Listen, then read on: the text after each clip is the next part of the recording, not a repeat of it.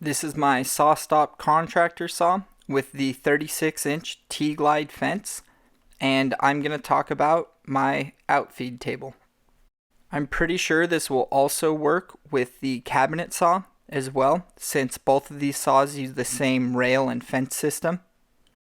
It measures 4 feet long by 13 inches wide. I made it 13 inches deep so that it sticks out the same amount as the motor does in the back. I used a 2x3. First I planed it down flat, then I attached it to the saw stop with wood screws and washers. I didn't drill into the metal of my saw at all.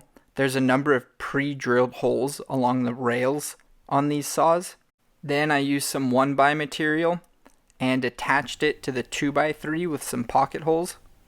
The top is just a piece of 3/4 inch plywood. Using my router and a straight edge, I routed out miter slots.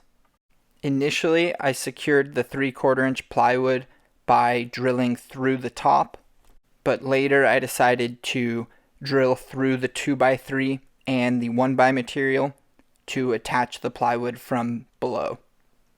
I used my router to put a 45-degree chamfer along the edge of the plywood. Beyond the outfeed table that's attached to my saw, I have a Harbor Freight workbench. The reason I made the outfeed table 4 feet long is because I wanted the direction of the grain to match the direction of movement, and the wood grain runs down the length of a 4-foot by 8-foot sheet of plywood. Although it's resting on my workbench, it's more than strong enough to stand alone and perform as an outfeed table. No, it's not strong enough to stand on, but that's what the floor is for.